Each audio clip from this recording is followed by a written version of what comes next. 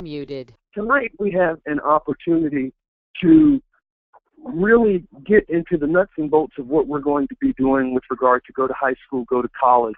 And so I'm going to begin by doing a general overview of the grant opportunity that we have currently available through the Office of Juvenile Justice and Delinquency Prevention. As you all know, the solicitation that Alpha Phi Alpha has put in to do this program comes from the United States Department of Justice, and it goes to support organizations that are working to strengthen and expand existing mentoring activities with chapters across the country. And so as a part of our application that was successful with the Department of Justice, OJJDP has awarded our organization $1 million as a Category 2 organization to do mentoring in 22 states across the country. And so that's a general overview. The grantees, which would include Alpha Phi Alpha, as well as the subawardees, which are all of the chapters that have been invited to participate in this grant opportunity, there are certain things that we are required to do as a part of the grant process, and that's what we're going to be discussing tonight. First and most importantly, let's talk about, from a people perspective, who are the people that we're going to be targeting. And our target, we're looking to service young people between the ages of 6 and 17 years old. The target population, of course, should include those youth who are identified as at risk or high risk for the involvement within the juvenile justice system. Now, for the purposes of this solicitation, the Office of Juvenile Justice and Delinquency Prevention defines at-risk and high-risk youth as those who are most likely to become involved in the juvenile justice system. And so that's what we mean by at-risk or high-risk youth.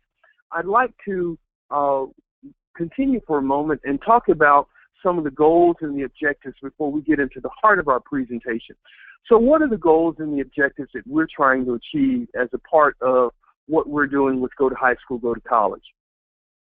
The initiative that Alpha Phi Alpha has proposed and that has been accepted by the U.S. Department of Justice is, again, a Category 2 grant, which will cover one-on-one group and virtual mentoring for youths of color between the ages of 6 and 17 years old in 29 geographical locations across the country, to include 22 states and all 5 regions of Alpha Phi Alpha fraternity.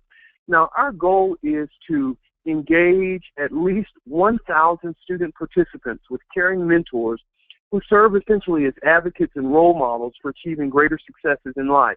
Now, just as importantly, brothers, it's important to remember that this comprehensive truancy and juvenile justice delinquency prevention program offers high school students college readiness opportunities, as well as common sense direction for the program participants. And our goal, once again, is to provide them with the resources, skills, and the relationships they need to make positive decisions that help them to become productive members of society.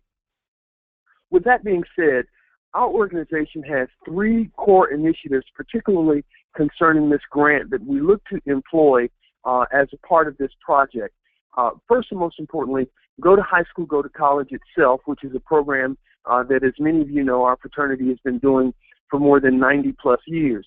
That program encompasses the enhancement of our national program's core objectives with the inclusion of 3 new initiatives aimed at addressing the holistic needs of the children we serve.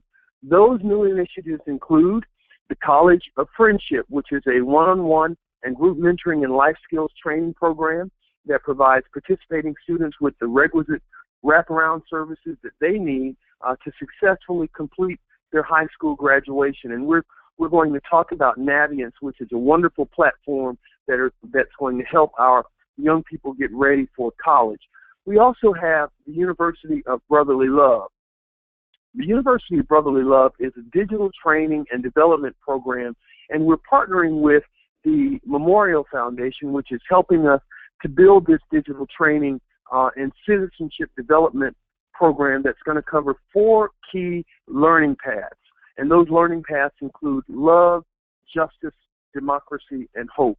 And so that's our College of Friendship component. And then finally, we have the School for the Better Making of Men. So we've got the College of Friendship, the University of Brotherly Love, and the School for the Better Making of Men. The School for the Better Making of Men is an innovative partnership that Alpha Phi Alpha has developed with an organization called Dreambox. And for those who may not know, Dreambox is a proprietary software that is used in school districts across America to help students, particularly students of color, to shorten the achievement gap between students of color and majority students, particularly when it comes to mathematics. And so that's going to be the focus for the School for the Better Making of Men. So let's delve into our presentation. And let's talk about, brothers, accepting the challenge that Alpha Phi Alpha has accepted. On February 24th of 2014, President Obama, in addressing the crisis facing African American and Hispanic males, announced a collaborative, multidisciplinary approach to build ladders of opportunity and unlock the full potential of boys and young men of color. Now, in doing so, the President of the United States called on leaders in corporate and civic organizations, to include Alpha Phi Alpha, to join forces with those on the ground currently working to eradicate the school-to-prison pipeline. Now, by doing the hard work of rebuilding disadvantaged communities one young male at a time.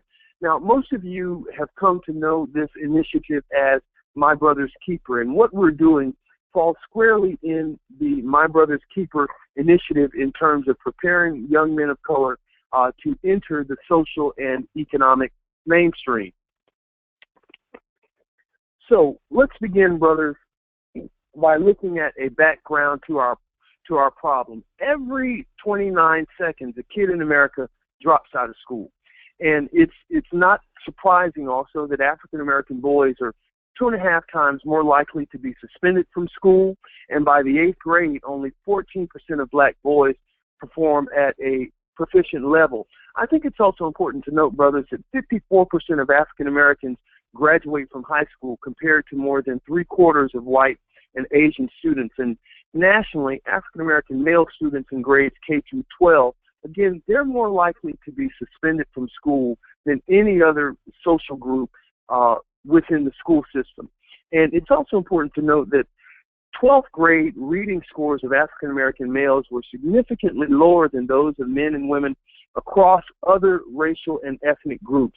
So the question becomes, what can be done about that? When you look at the significant and material challenges that are facing African American boys, when you think about the concept, brothers, that only 14% of African American 8th graders score at or above the proficiency level. So the question remains, what's going to be done to solve this crisis? As we go to the next slide and we look at this whole concept of a cradle to the school to prison pipeline, let's talk about the risks that are facing young males of color in America. Now, every day in America, and since 2001, when most of the kids in this particular survey, we found that in 2001 and beyond, African American boys who were born in this year stand a 1 in 3 lifetime risk of going to prison. I just want to slow down for a moment and really get you to think about that. 1 out of every 3 of our boys stands a significant chance of going to prison in their lifetime. When you look at Hispanic boys, it's 1 in 6. 1 in 6 Hispanic boys stand a chance of going to prison in their lifetime. And when you look at Anglo boys, it's only 1 in 17. So we see that the challenge is significant and material when it comes to African American youths. And I just want to talk for a moment about this whole concept of a prison to school pipeline and what we can do about these challenges. First, let's look at the prison to school pipeline as we move to the next slide. According to the research by Mark Cohen, in terms of dollars alone, the nation will save about almost $3 million for every child who is diverted from the criminal justice system.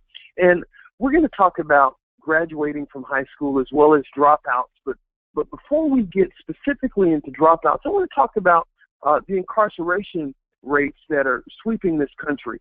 When you talk about the incarceration rates, we've got a staggering problem, as you know, that's going on across America. From 1980 to 2008, the number of people incarcerated in America has quadrupled from roughly 500,000 to 2.3 million people. And today, the United States of America, although we're 5% of the population, we have 25% of the world's prisoners. And so there is a problem that's sweeping this country. And we believe, both in Alpha Phi Alpha, and the studies have borne out the fact that young people who continue with their education, who don't drop out, who continue to go to school, they have a higher percentage of actually avoiding the school-to-prison pipeline. So let's talk about dropouts for a moment. According to a Harvard Civil Rights Project, we found that 50% of African Americans, 53% of Latinos, and 75% of white students graduated from high school on time with a regular diploma in 2001, which means there is a significant and material number of kids who aren't who are not graduating from high school. But it's important to note, as we go to the other slide, brothers, that when it comes to graduation, a high school diploma is the single most preventive strategy against adult poverty and prison. And so if we want to really tackle this school-to-prison pipeline, getting our kids to graduate from high school is of paramount importance, not just to the African American community, but really to the health and welfare of our nation as a whole. And so as we look at this concept of what we need to do to make sure our kids are really reaching their full potential, we harken back again to some of the challenges that the President of the United States pointed out to us. President Obama talked about the fact that change will not come if we wait for some other person or some other time. We're the ones, brothers, we've been waiting for. And so since we have this clarion call to action, the question becomes, what is Alpha Phi Alpha going to do about some of the challenges that we face? When you look, for example, at drug sentencing disparities, we've got about 14 million whites and about 2.6 million African Americans who report using illicit drugs. However, 5 times as many, even though there are 5 times as many whites who are using illicit drugs, African Americans are being sent to prison for drug offenses 10 times the rate of whites. So clearly there is a disparity both in the criminal justice system as well as a disparity in the educational system. And so the question becomes, how do we address this cradle-to-prison pipeline? Brothers, one thing is abundantly clear. The only thing our nation will guarantee every child in America is a prison cell after they get into trouble. And so the question becomes, what can we do to avoid that, the entire pipeline? And what are some of the impacts and what fuels the prison pipeline that we're seeing in America? So let's talk about this prison pipeline for a moment, if we will. First and most importantly, what's important to understand, brothers, is the concept of pervasive poverty that is really impacting the lives of the young people we serve. And I can't underscore the importance of understanding who we're going to be serving and some of the challenges that the young people we're going to be serving, they face every single day. One of the first challenges they face is pervasive poverty. You know, approximately 13 million children, about 1 in 6 children in America live in poverty. And about 5.5 million of those children live in extreme poverty with incomes for a family of 4 of about $10,000 a year, or less than half the poverty level. And so one of the things that we're very fortunate in Alpha Phi Alpha is the fact that we have degrees, and many of us have been able to step into the economic mainstream. But the challenge we have is that the young people that we serve, and oftentimes the families that they come from, have not had those same opportunities. And so the issue of pervasive poverty is something that we have to understand if we're going to serve the young people we serve effectively. Let's look at some of the statistics. about a third of all black children live in poverty in America. And poverty in America, you have to understand, it's very costly. Every year that 13 million children live in poverty, it costs the United States about $500 billion, or $500 billion in lost productivity, poor health, and increased crime. So pervasive poverty really is a challenge for this country. And finally, one last word about pervasive poverty. I'll just say that child poverty could be eliminated for $55 billion a year and could be paid for by tax cuts currently received by the top 1% of taxpayers. And so there are the resources there to address pervasive poverty, but without the will, we're going to continue to face the challenges that the poor and the extremely poor that will be serving in go to high school, go to college are facing. The second area that I want to focus on is this whole concept of inadequate health access to health care. There are about 9.4 million uninsured children in America, and when you look at Latino children, they're about 3 times as likely, and black children are almost twice as likely to be uninsured as white children in America. It's also important to note that the U.S. ranks 25th amongst industrialized nations in infant mortality and 22nd in low birth weight. All of these help to fuel the cradle to prison pipeline that we're looking to completely eliminate. When you also talk about fueling this pipeline, brothers, it's also important to look at the gaps in early childhood development. Now, studies have shown us that children who do not get early intervention and the support they need are more likely to act out and to fail in school and beyond. And so this concept of early intervention, early childhood education can't be stressed enough, because without that early intervention, without programs like Head Start, without programs like Go to High School, Go to College that target 6-year-olds, children from 6 to 17, then the chances of keeping them out of this cradle to prison pipeline are severely diminished. Then I want to turn just for a moment, brothers, to this concept of suspensions and expulsion. This is nothing new for those of you all who are listening in on this training. We know that African American children are twice as likely as white children to be retained in the grade. We also understand that the suspension rate amongst black public school students is about 3 times that of white students. Again, all of this fuels this terrible pipeline that we're looking to dissipate. And then when you get to the concept of disparate educational opportunities, it's important to note, brothers, that poor children tend to be in schools with little resources. States spend on average nearly 3 times as much per prisoner as they do per public school student. So we realize that the resources that are at the state level are really being funneled towards prisons and less towards schools. And so there's a disparate impact in terms of educational opportunities for African American youth. Now, the percentage of 4th graders who cannot read at grade level is alarming. And I want to pause and really underscore this, brothers, because it's critically important for you to understand that 86% of African American males who are in the 4th grade are not reading at grade level. Again, 86% of black boys in the 4th grade are not reading at grade level nationwide. It's 83% for Latino boys at the 4th grade. And so we've got to do something about these disparate educational opportunities that are taking place in communities of color. I also want to address the concept of intolerable abuse and neglect.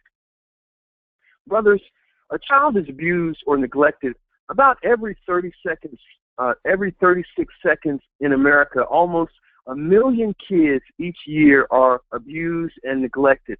We've also found, research found, that 4 in 10 of the children who are abused and neglected tend to get no help after the initial investigation.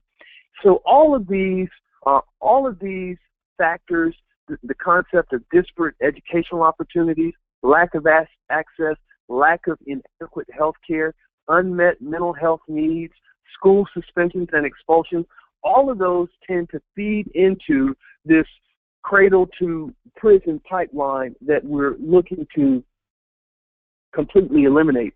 Then I want to talk just for a moment about the whole concept of unmet mental health needs and why this is important. Brothers, a congressional study has found that 15,000 children in juvenile detention centers, some as young as 7 years old, have been locked up solely because of unmet mental health issues and unmet mental health services that are not available. So essentially, we have young African-American boys and girls, many as young as age 7 years old, that are being locked up because of underlying mental health issues that are not being addressed. We've also found that, and studies have reported that about 2/3 of incarcerated youth have mental health disorders, and about 1 in 4 has a severe disorder. So these are significant and material challenges that have to be met and tackled head on. And then finally, this whole concept of rampant drug abuse.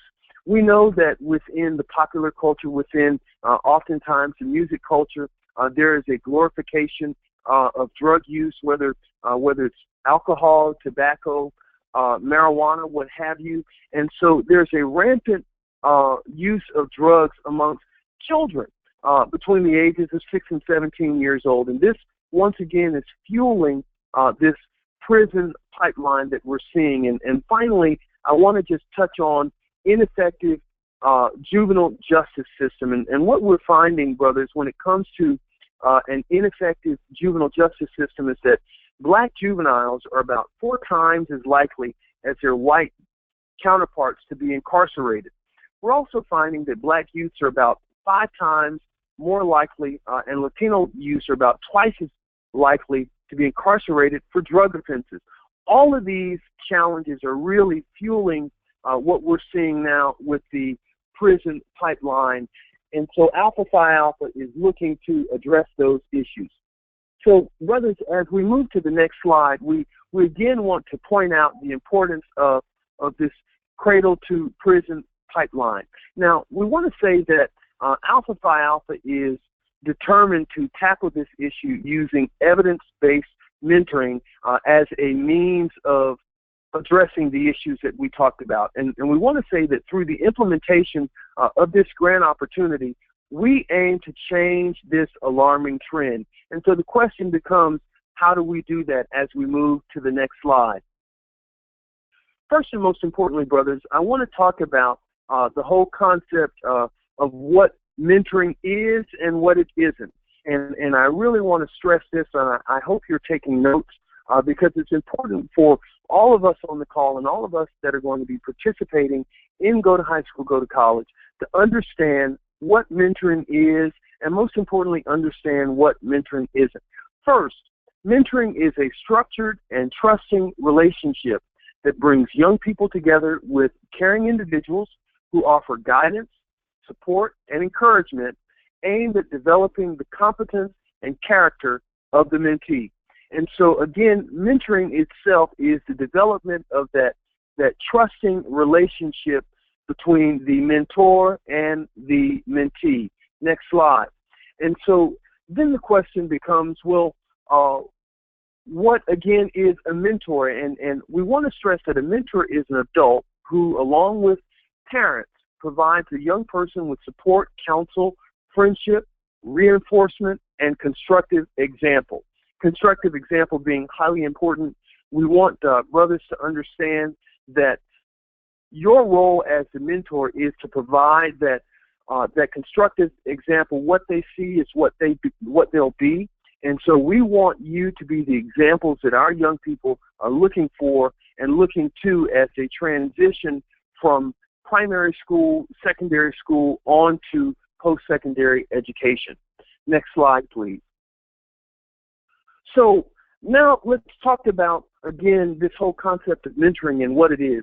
Brothers, mentoring is a relationship between an older, more experienced adult and an unrelated younger protege, a relationship in which the adult provides ongoing guidance, instruction, and encouragement aimed at developing the competence and character of the protege.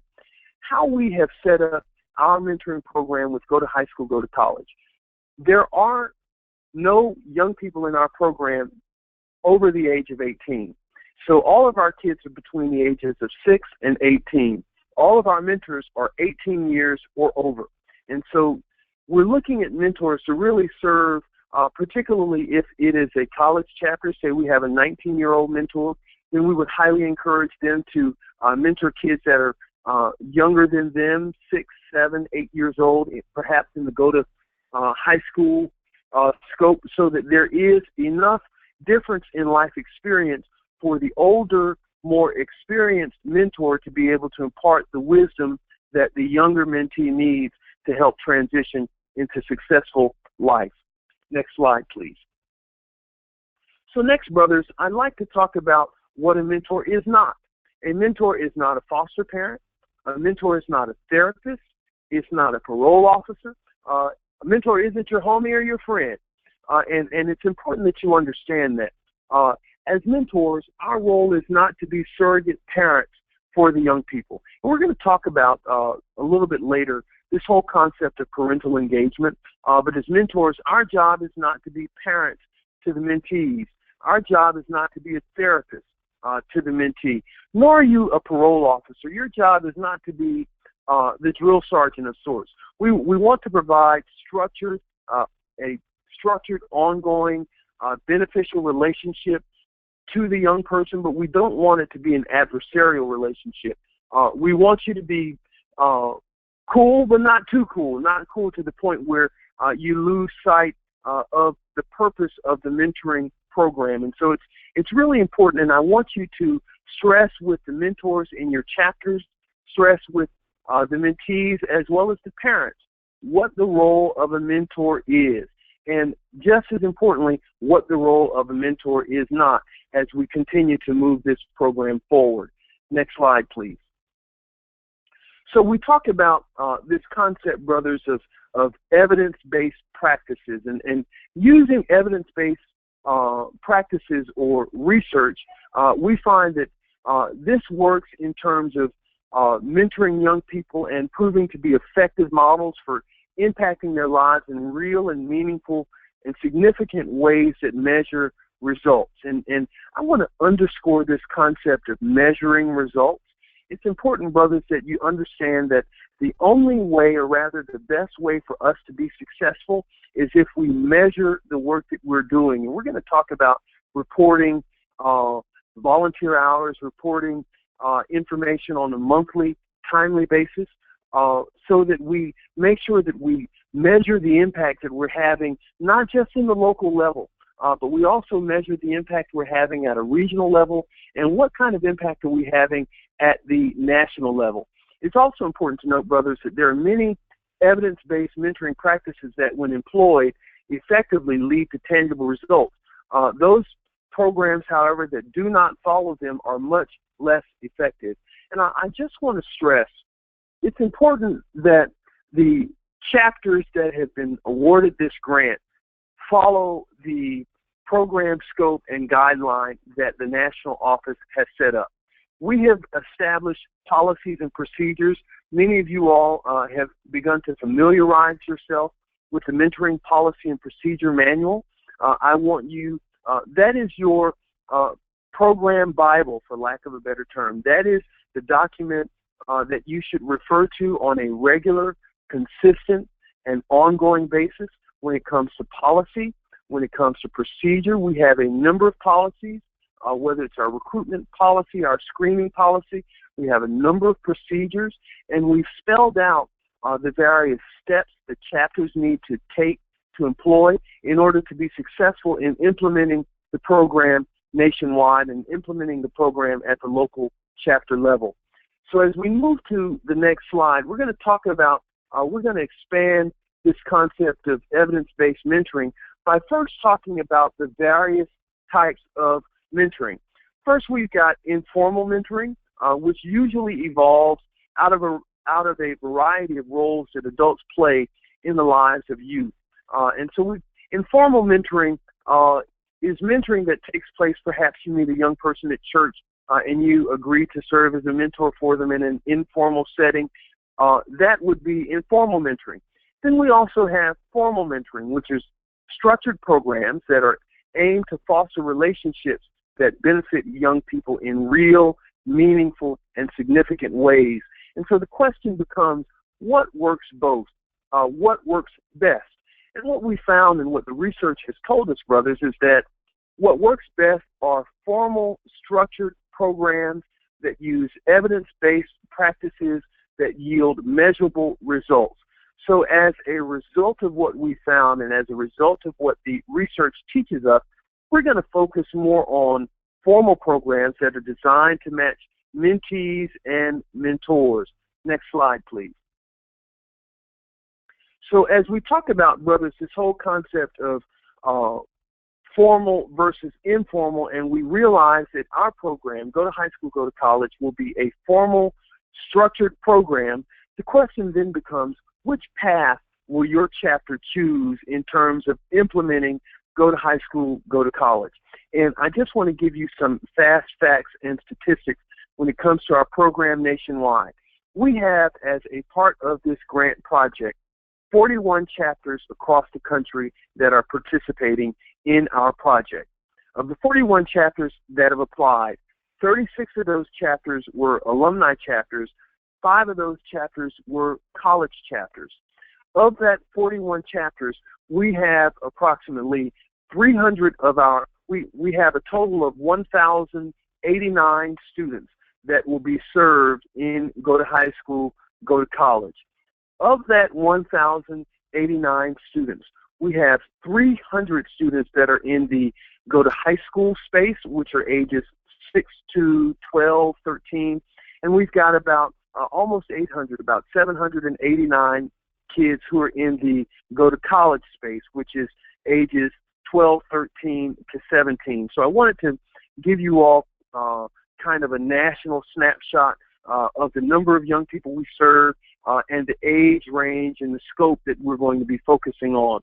So 300 of our kids are grade school to middle school kids, with the majority, almost 800 of the kids we serve are in high school. And so let's talk just for a moment about the paths that you can choose to take.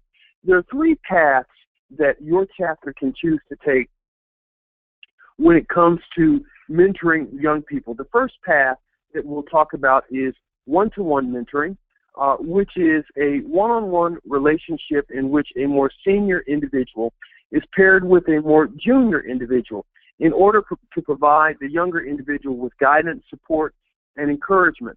And then we have group mentoring as well as virtual mentoring. But I just want to focus just for a moment on one-on-one mentoring and how that works. Now, brothers, it's important to note that the preferred path that we would hope that everyone would engage in is one-on-one mentoring, even if it's on a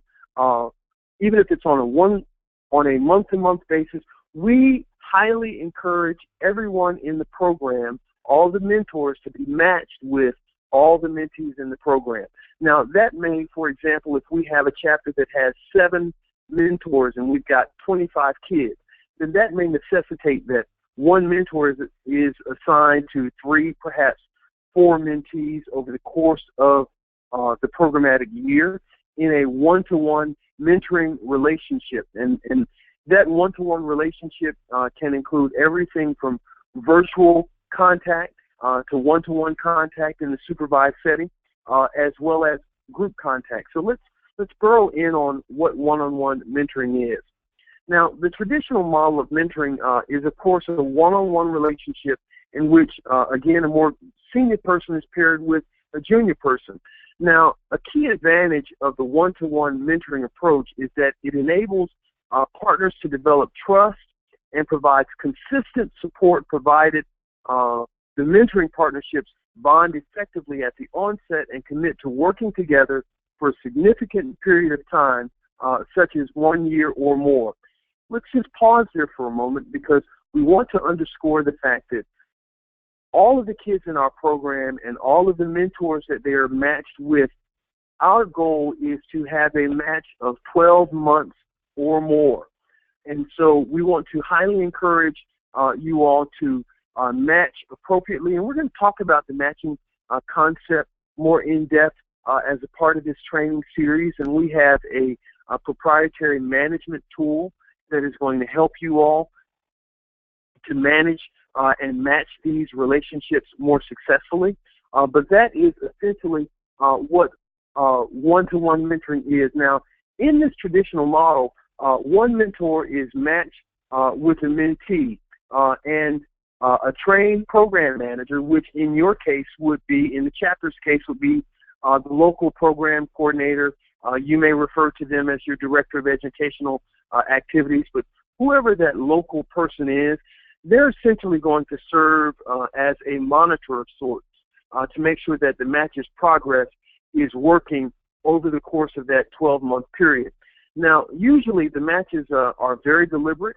We want to be intentional and deliberate in every single thing that we do, particularly when it comes to matching. And again, we're going to get into how we're going to match these young people. But let me just say that all mentors as well as all mentees will fill out an online survey in January as a part of our intake process. That survey is going to ask a series of detailed questions. Those detailed questions will then help us to determine what brother is best matched with what mentee in that chapter. And so we're going to take the guesswork out of matching brothers with the mentees. And we're going to do this in a formal, structured fashion so that we can pair the best brother with that mentee for more sustainable and measurable outcomes. Now, what are the pros of one-on-one mentoring? Because it's a familiar model, people tend to be more comfortable with it. This model allows for and even encourages the mentor and the mentee to develop a personal relationship. And that's what we're really hoping to achieve. Now, the one-on-one nature of the relationship also provides the mentee with critical individual support and attention from not only the mentor, but also from the program manager. But we also want to note that there are some cons when it comes to one-on-one mentoring.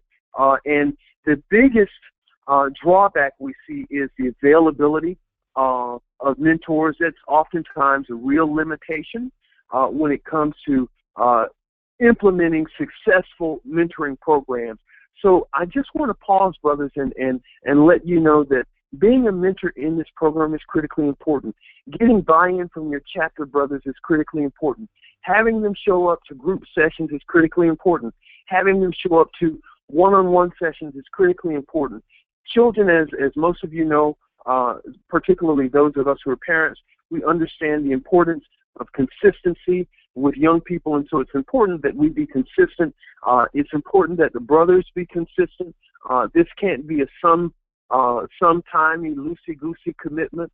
We need brothers who are committed from the beginning of the process until the end of the process. If you sign up as a mentor, we need you at those group sessions. If you sign up as a mentor, we need you committed to making sure you're there and on time and ready to mentor the young people who need it most. So that is an overall view of what one-to-one mentoring is. Now, let's pause for a moment and talk about, brothers, what group mentoring is. And based on the proposals that many of you have sent back, I am to understand that there are a number of you, in fact, most of you, on some level or another, will be engaging in group mentoring activities. And so I want to just kind of explain, give you an overall concept of what group mentoring is. Group mentoring, some of the benefits of group mentoring include a number of different things, but particularly what's important to note is that in group mentoring, support comes not only from the group mentoring leader, but it also comes from young people as well as mentors in the group. So those are positive things. The mentoring comes from the group leaders, and by group leaders, we're talking about those individuals that have been tasked as a part of the chapter with facilitating these group mentoring sessions. But it's not just on the facilitator who's facilitating these sessions. The brothers that are in attendance, it's important that you participate in these group sessions. It's important that you add your voice and your your opinions to the issues of the day as we discuss them as a part of these group sessions. And so we also want to stress that group mentoring provides for greater exposure to multiple levels of expertise and knowledge as each participant brings their own competencies to the group that can be shared. And so group mentoring is helpful because if you have, for example, a doctor who is a part of the mentoring group, a lawyer, a pastor, all of those various levels of expertise really help to bring about a holistic approach to mentoring that benefits the young people. And so these are some of the positive advantages of group mentoring. And finally, group mentoring allows for mentees to benefit from participating in mentoring, especially when there are fewer mentors available. Now, there are, of course, with advantages, there are some inherent disadvantages of group mentoring as well. We want to point out that each member of the group has different needs, and each mentee has different needs that must be balanced against the overall group needs. And so when you think about the concept of group mentoring, I want you to consider having a part of the group mentoring session where you pull kids out in either one-on-one training sessions or small group sessions so that the mentors can burrow in on what are some of the specific needs of the young people in that group. Also, one of the disadvantages of group mentoring is that it does not offer the personal relationship that is the hallmark of a one-on-one mentoring relationship. So that's one of the drawbacks of group mentoring. And then, of course, the elements of confidentiality and safety may not necessarily be as strong or achieved in a group mentoring session, because when you're in a group, there are challenges to confidentiality and what both young people as well as mentors can express about their own personal situation. So those are some of the inherent disadvantages of group mentoring that I want you to be aware of. And finally, brothers, when it comes to group mentoring, let me just say that combining group mentoring with a traditional one-on-one mentoring approach, it really allows your program to minimize the disadvantages of group mentoring. So, for example, you might have a traditional program but create a group mentoring process whereby senior brothers are mentored, or rather are mentoring a group of people and share their strategic vision.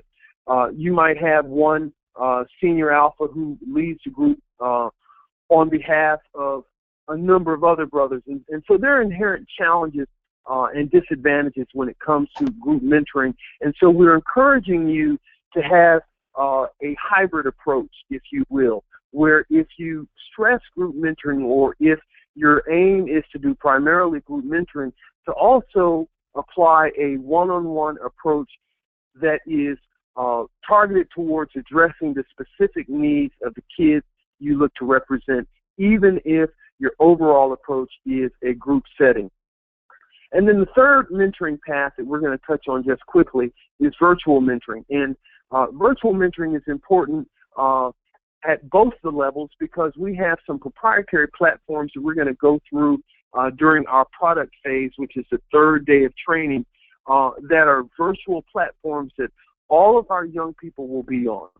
So I'll give you for example, brothers, for young people that are ages 6 to 12, that elementary to middle school time frame, we have a platform called Dreambox. Dreambox is going to help them to shore up their mathematics skills in a fun and dynamic way where the kids, frankly, don't even realize they're doing math. They think they're playing video games, but they're learning important math skills that will help them in the classroom. One of the interesting components of that is that there is a parent and guardian or mentor dashboard, if you will. And so kids are encouraged to go on to Dreambox to access it either at school, and Dreambox is in many of these school districts across the country. Kids are encouraged to get on the computer and play around for 15 minutes. But what happens is, if they haven't logged in 5 days, then the mentor is going to get an email, as well as the parent is going to get an email that says, little Johnny hasn't logged on to Dreambox in 5 days. We need you to reach out to them and find out what's going on. So that's where virtual mentoring comes into play.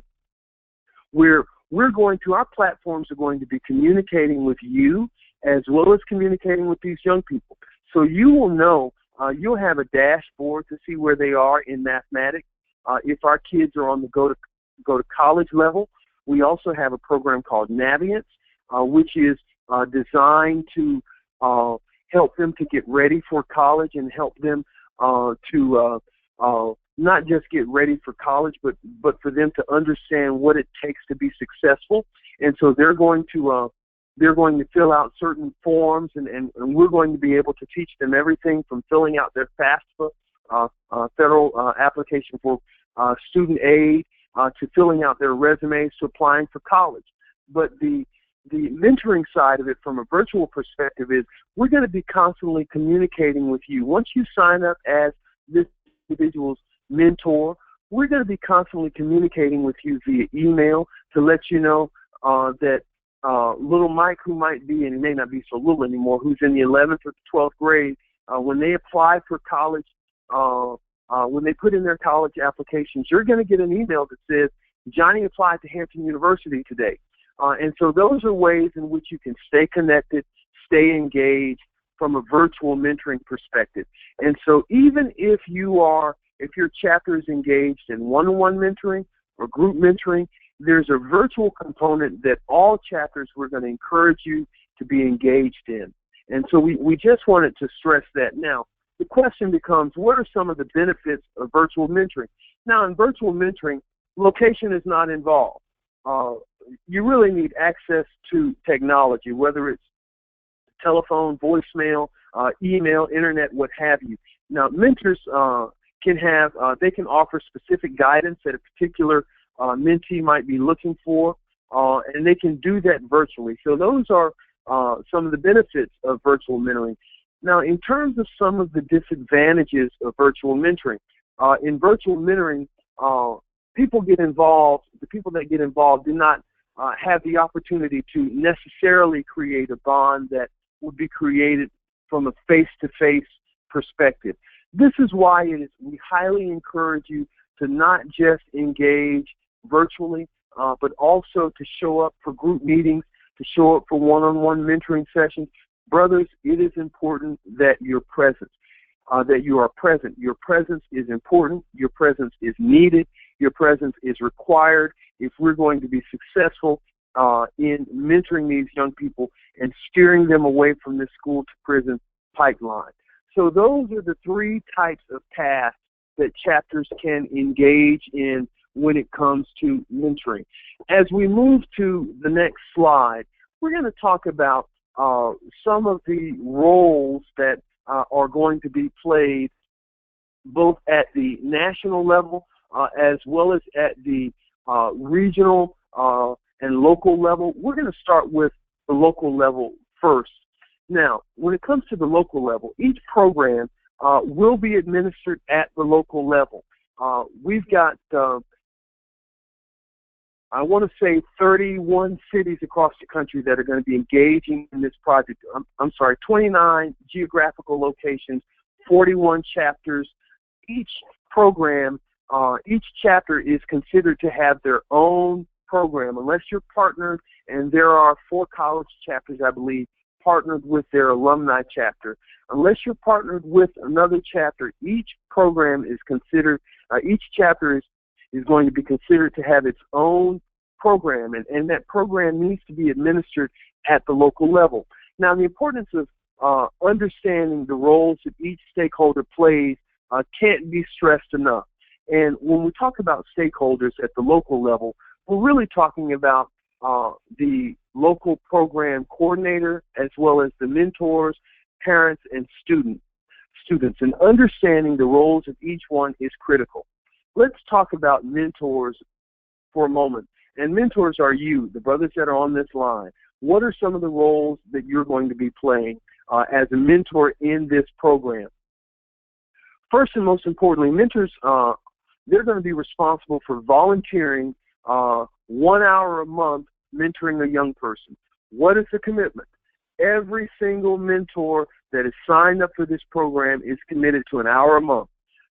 That's all we're asking for. Now, many of you chapters, and I've talked to, I believe, almost all of you on the phone on some level or another, and many of you have stressed that a number of your programs are 2-3 hour long programs that you may be doing once a month or every other week.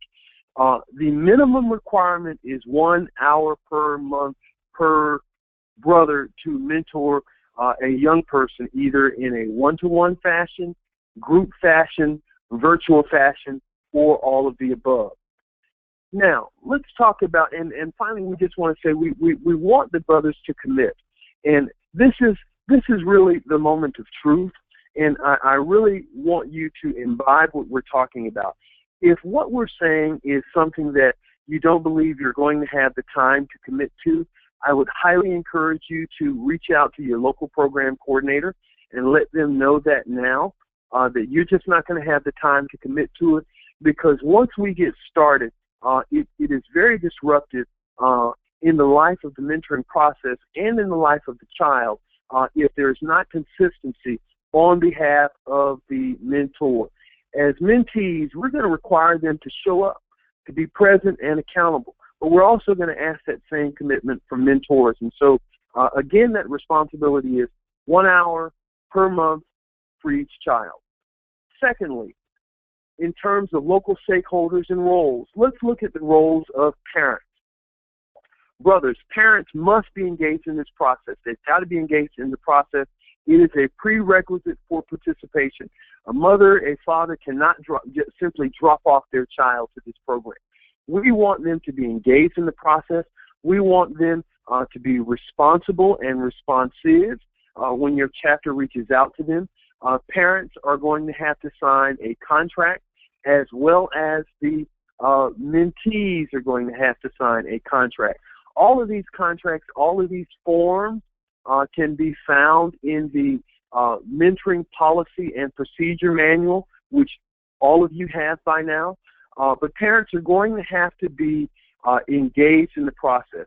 We're looking for parents to communicate with mentors, and we want to note, and just as a programming note, many of you have called about the intake process that's going to take place in January.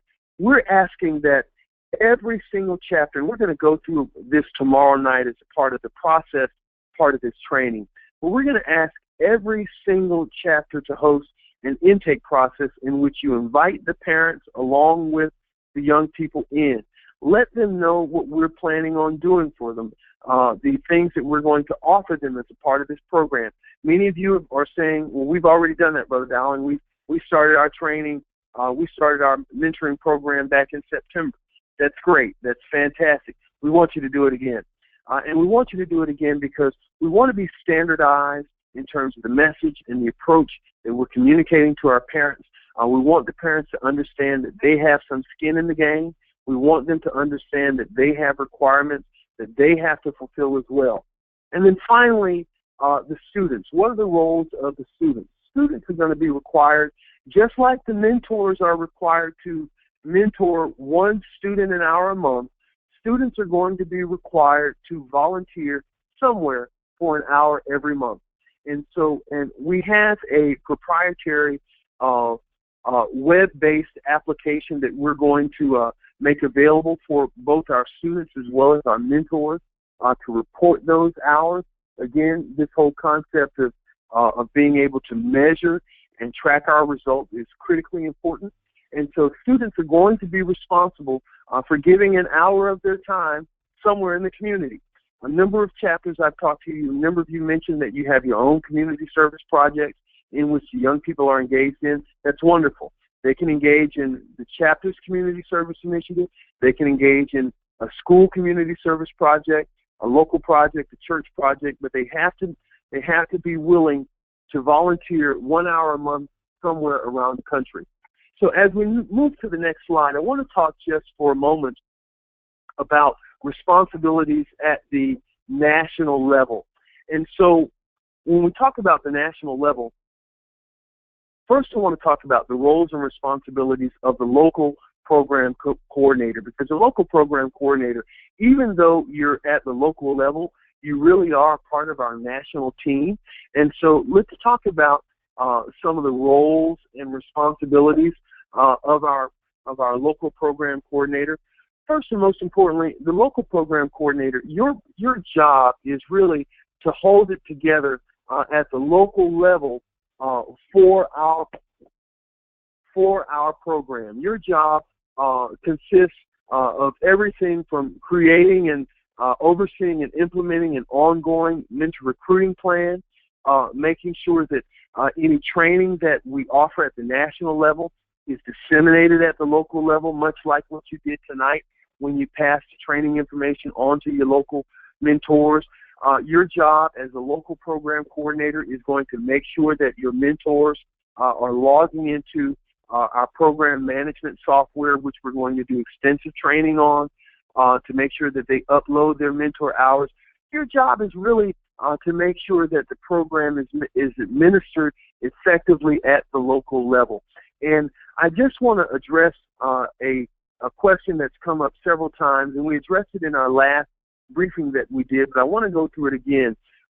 Many of you noted that in the initial RFP that we sent out, there were positions that were designed to employ and compensate local program coordinators. That was our hope, and that is still a goal of ours.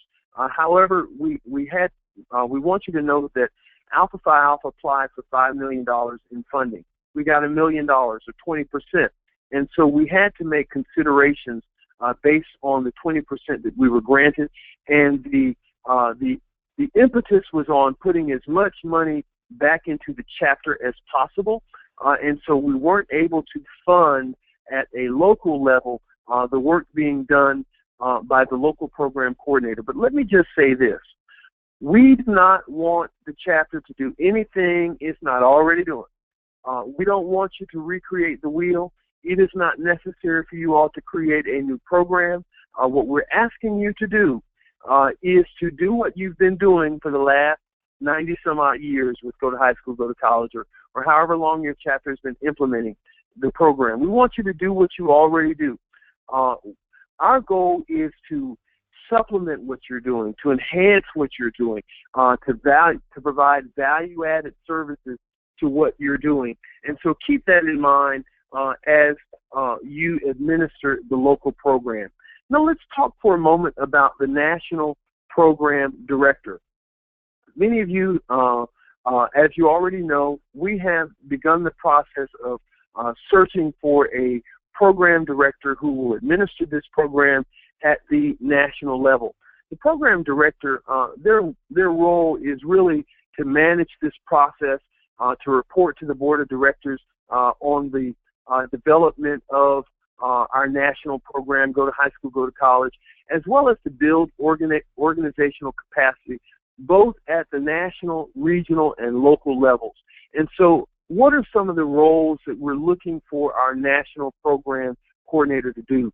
They're going to be responsible for providing programmatic leadership in developing the program, our financial plans, making sure that budgets are on point, making sure that curriculum is standardized and it's disseminated nationwide.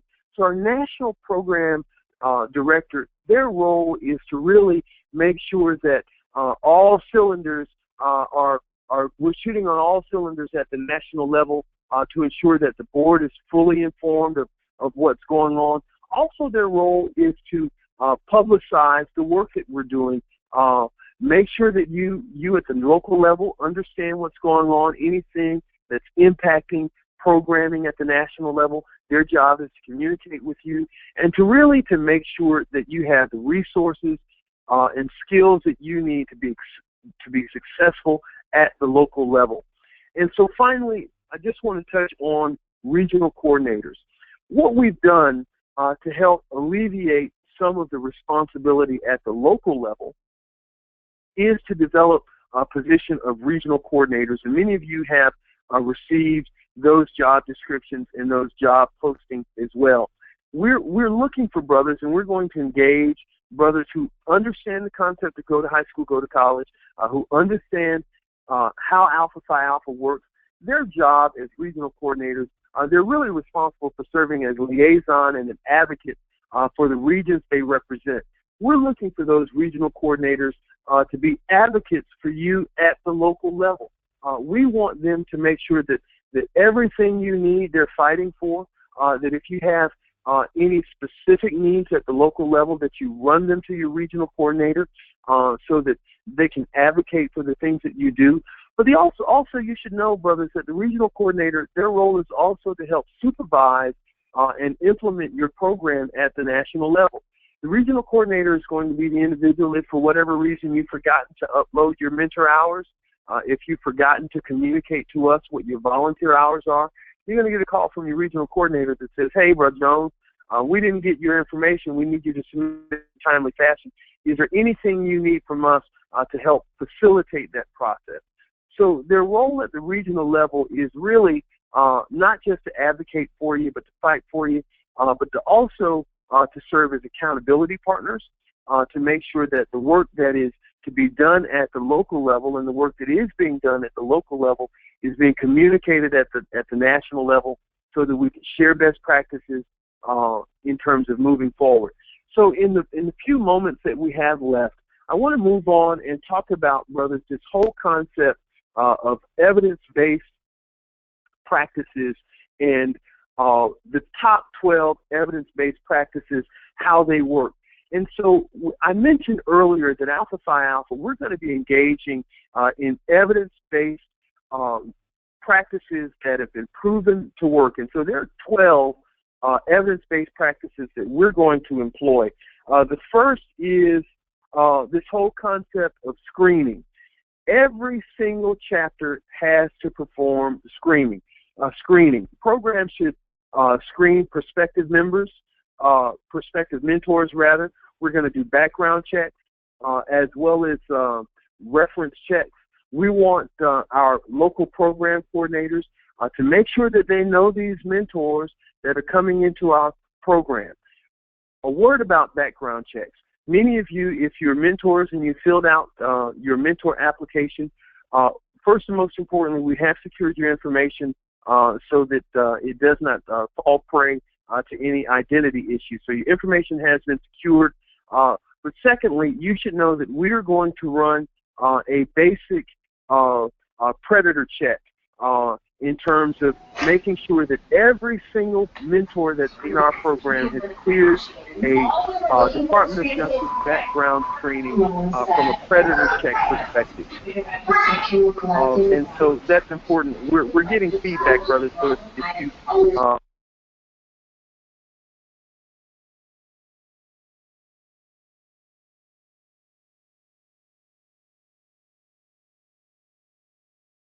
you back to the mentoring manual.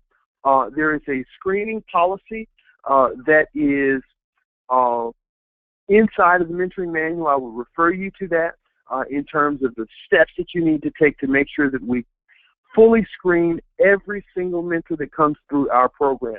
The second is recruiting. Consider recruiting mentors with helping backgrounds. And so as you look at the brothers who are mentors in your program, and as you look to recruit either brothers or responsible adults, consider recruiting brothers with helping backgrounds. And by helping backgrounds, I'm talking about teachers, caregivers, law enforcement officers, people with helping backgrounds who are youth, case managers, social workers. If you have brothers with those kinds of backgrounds in your chapter, consider beginning there from a recruitment perspective in terms of making sure we have the right mentors. The third part that I'd like to address is matching. We're going to carefully match mentors with mentees based on a variety of factors. In addition to considering, obviously, gender and race, we're also going to consider interest, physical limitations, and other characteristics for a potential match. All of that data is going to be aggregated in January as a part of our intake process. Every single mentor is going to receive a link, and it's a couple of things I need you to note, brothers, particularly you program coordinators. Program coordinators, we need 2 sets of email addresses from you.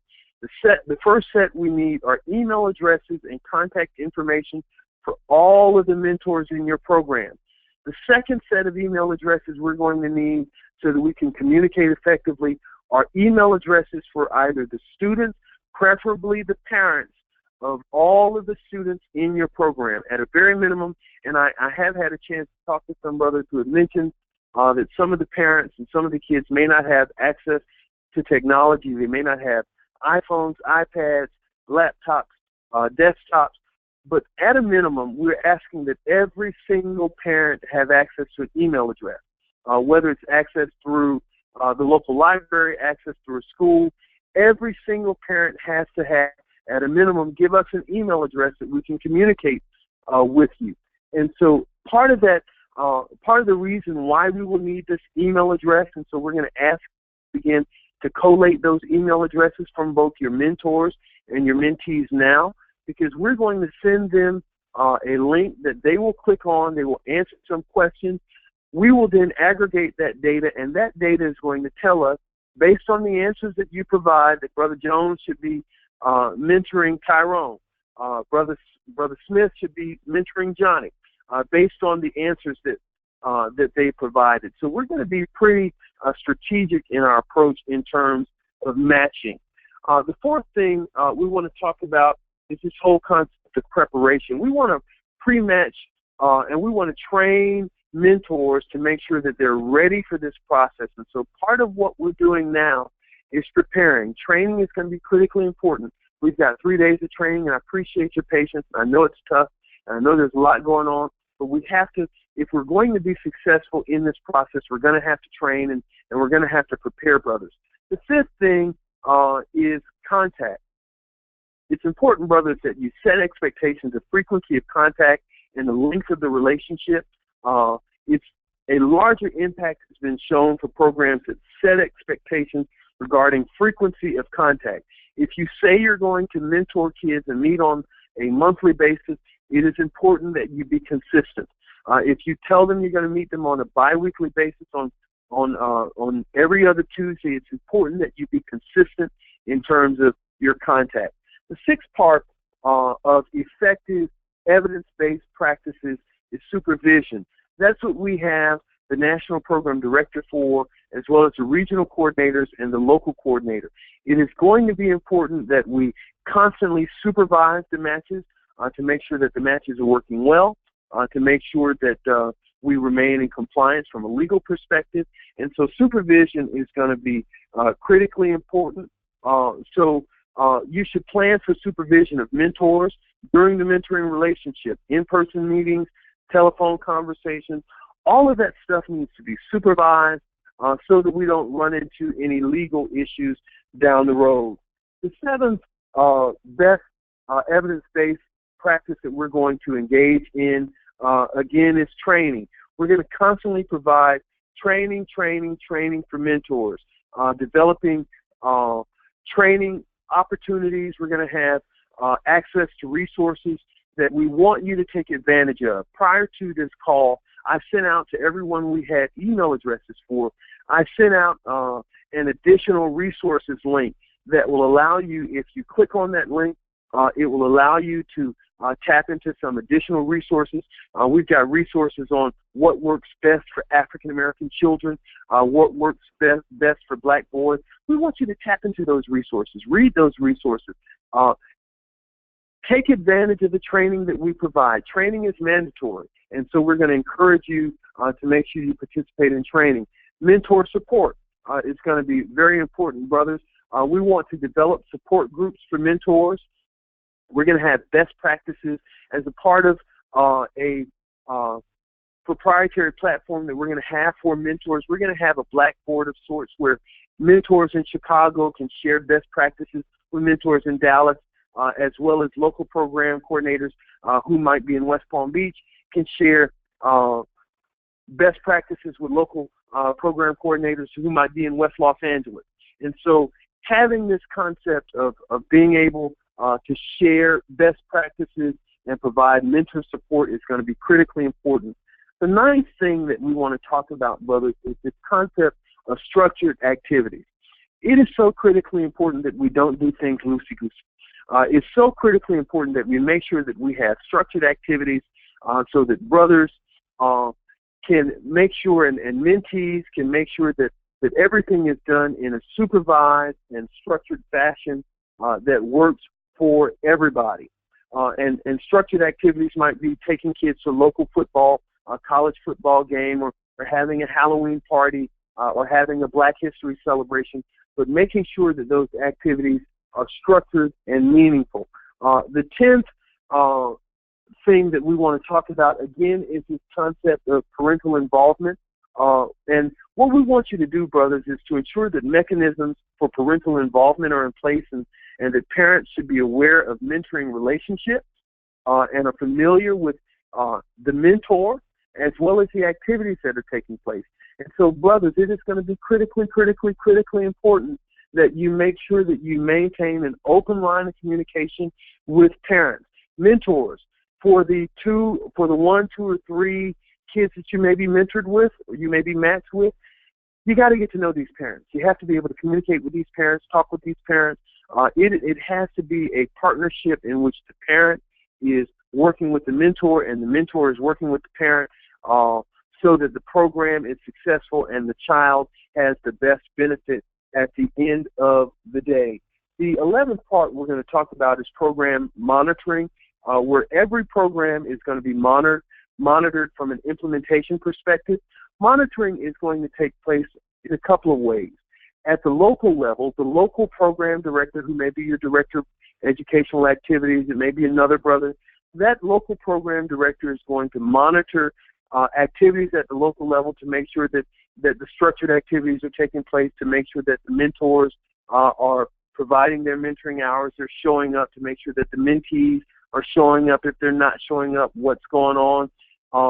Monitoring at the regional level is going to take place with the regional coordinators, who's going to be working with the local coordinators specifically to make sure that the program has the resources it needs and to monitor for program compliance. And then we have monitoring at the national level with the national program director, who's going to be monitoring to make sure that from a national perspective, all of our goals and strategies are being met.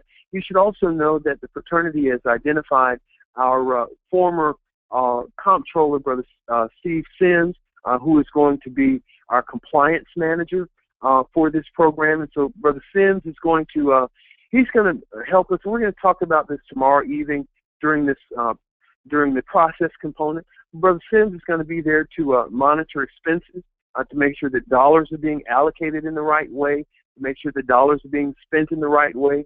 Tomorrow we're going to give you a guide that we want you to familiarize yourself with on what you can spend your dollars on and what you can't spend your dollars on. And so monitoring is going to be critically important to making sure that this program is a success.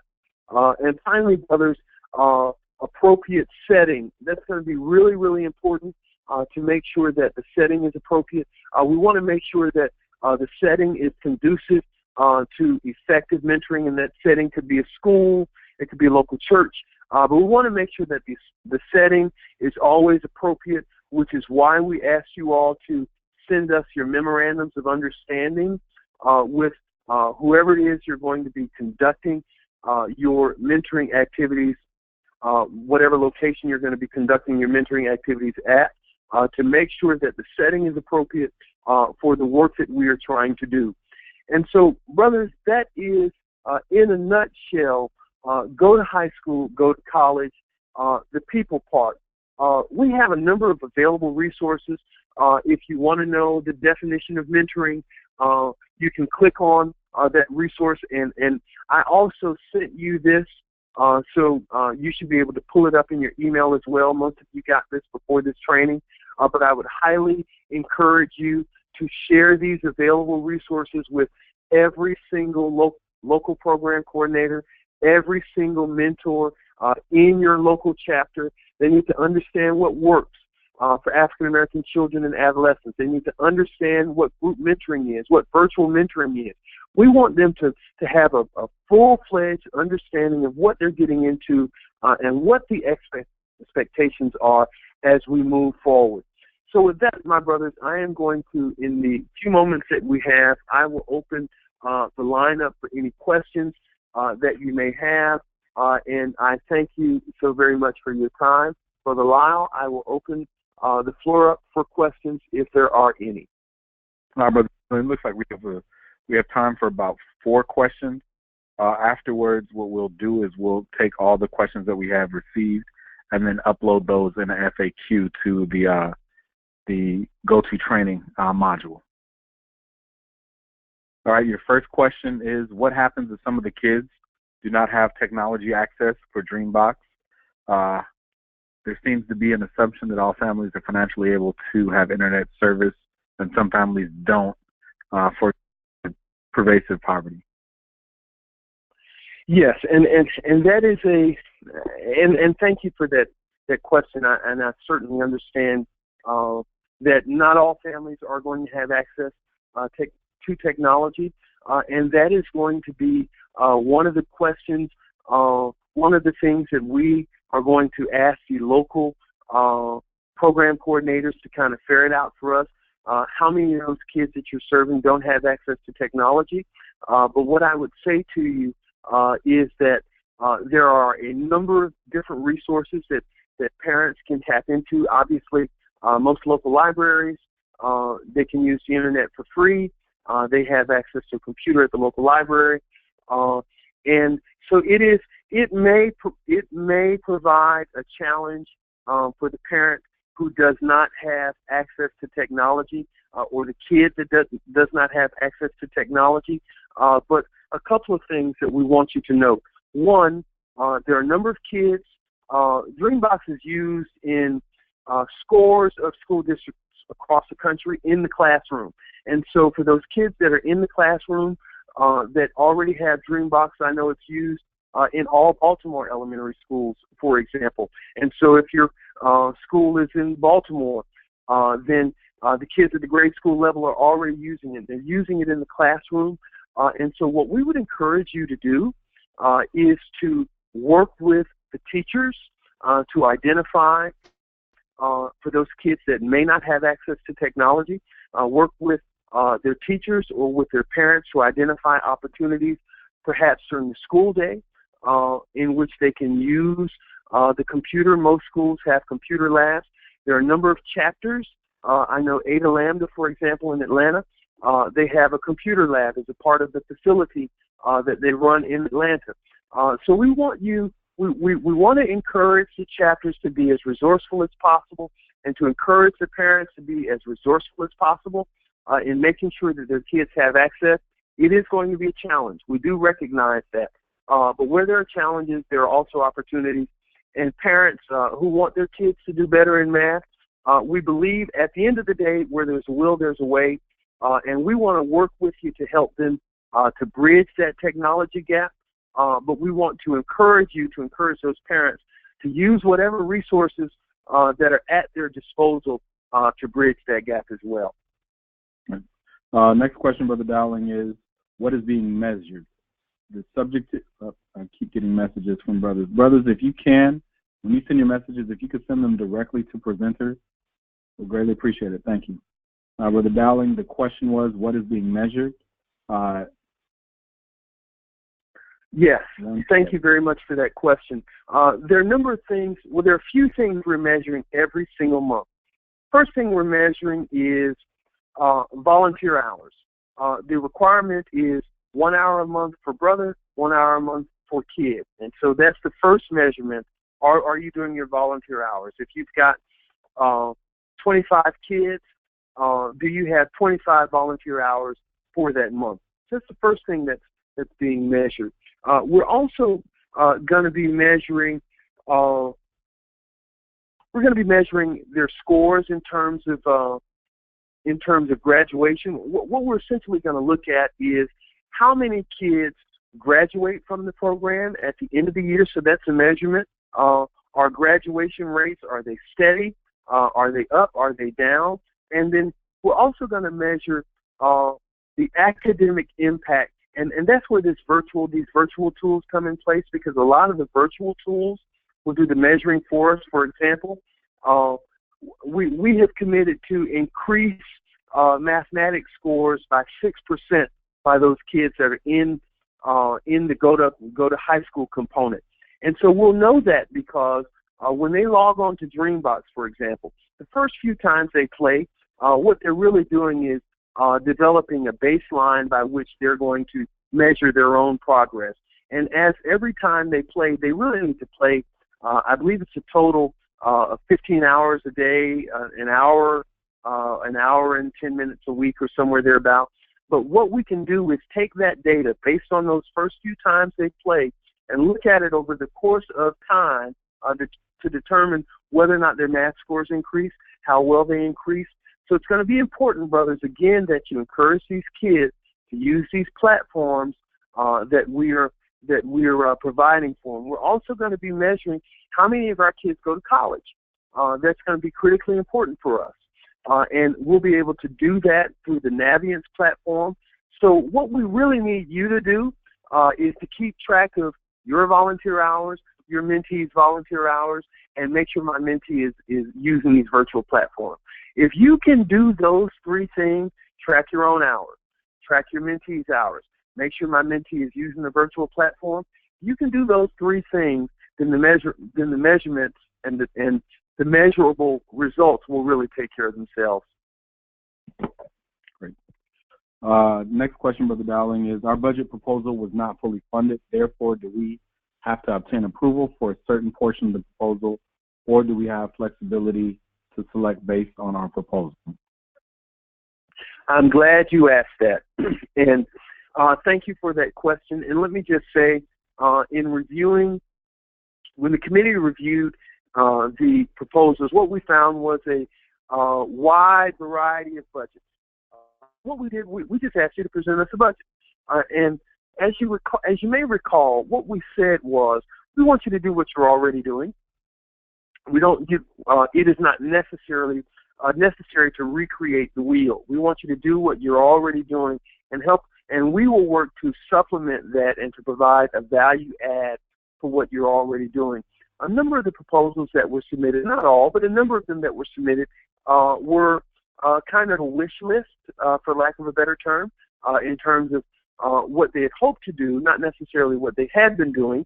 And so what we would encourage you to do is to take a look at your calendar. And if your calendar has a whole bunch of wishes and as well as what we've always done, we want to encourage you to focus on what you've always done. And with regard to the funding, it's important, brothers, that you note that the dollar amount that your chapter received is attached to the child and not the chapter.